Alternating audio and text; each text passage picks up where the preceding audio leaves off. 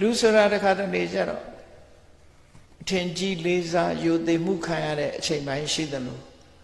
ကိုယ့်ကိုအဖက်မလောက်ခံရတဲ့အချိန်မျိုးနဲ့ရှိတတ်တယ်ဒါမျိုးနော်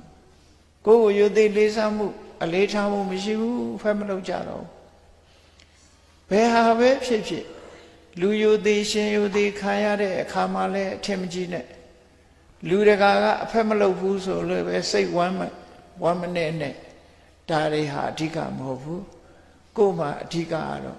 ကိုချင်းသီလပြည့်စုံမှုကအဓိကကုသိုလ်ကောင်းမှုရနေဖို့ကအဓိကစိတ်ကောင်းနှလုံးကောင်းထားလို့အသိပညာတွေတတ်ဖို့ရအဓိကလို့ပညာနဲ့အသက်မွေးဖို့စင်ញင်သုံးသပ်နေဖို့ကအဓိက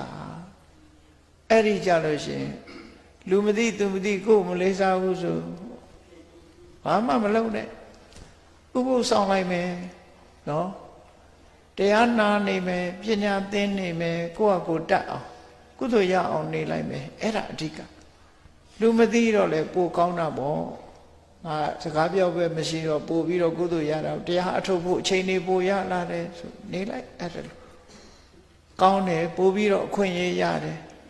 အရင်တော့မှငါအဖက်လုံးမဲ့လူတွေရှိတယ်အခုဘယ်သူမှအဖက်မလုပ်ဘူးဘယ်သူမှဂရုစိုက်စရာမလိုဘူးကိုထမင်းကိုစားတရားအထုတ်နေမယ်ဆိုစိတ်တက်မွေးလိုက်အဲ့ဒါလို့လောကဓာတ်ဘယ်လောကဓာတ်မျိုးနဲ့ကြုံ